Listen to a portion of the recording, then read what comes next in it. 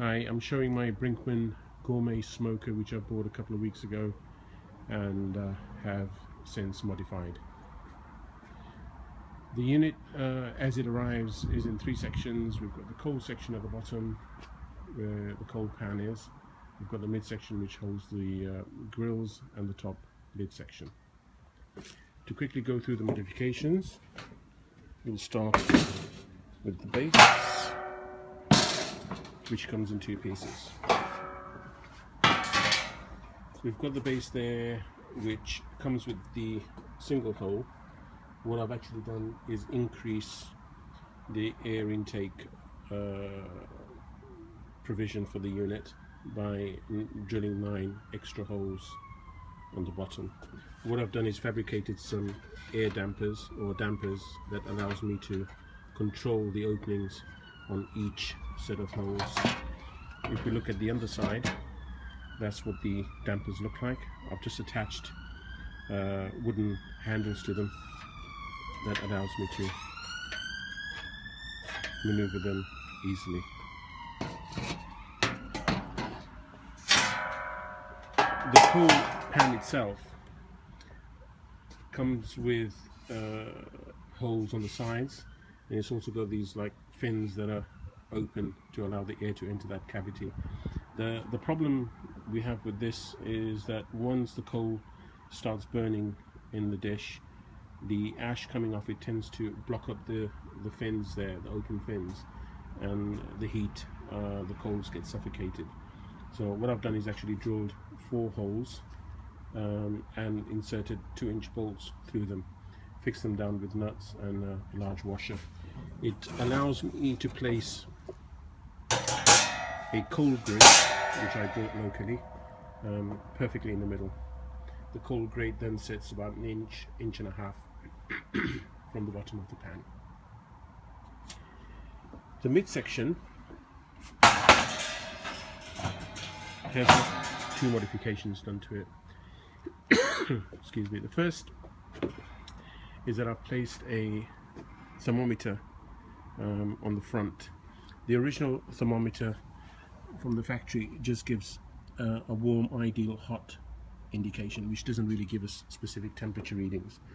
This third-party thermometer does, as it's just fixed to the unit simply by drilling a hole and fixed at the rear with a wing nut. This other piece here allows me to insert thermometer probes directly into the midsection without having to run the cables over the side of the unit, which tends to then wear away the cables quite quickly. So what I've done here is to actually fabricate a plate, fixed it to the midsection, and then drilled through and placed a strip of high heat silicone, which I basically got from a silicone egg ring. I just cut the right length and placed it between the two and tightened it all up. There are holes which I pierced through the silicone, which allows me to insert the probes through and place them inside without having to have the cables get trapped at the top. The final modifications that I did were to the lid unit. As as it comes out of the box, it doesn't come with a exhaust vent at the top. So again, I fabricated a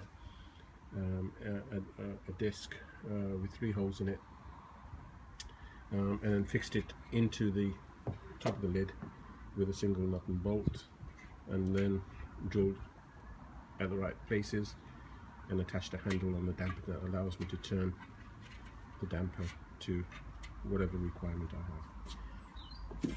The last bit is to close a gap around the rim of the lid. There was quite a large gap around the circumference of the lid, running all the way around. So what we used here was stove rope gasket or stove gasket rope, whichever way you want to say it, and fixed it to the rim of the lid with high heat silicon. It sits perfectly and closes the little gap that ran all the way around. That stops a lot of the heat and smoke escaping from the unit when it's up and running.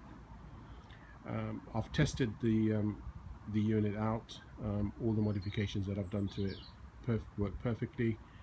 Allows me to acquire all the different heat settings that I want. The dampers work perfectly, both for the intake, air intake ones at the bottom and the exhaust one at the top. And the unit runs really well. The temperatures can be precise and can be maintained for long periods of time. So I'm really pleased everything works. Most of these modifications you can find on the internet, and I've tweaked them slightly to suit my own needs, but yeah, obviously they don't have to be done the way I've done them. But really pleased and worked out well.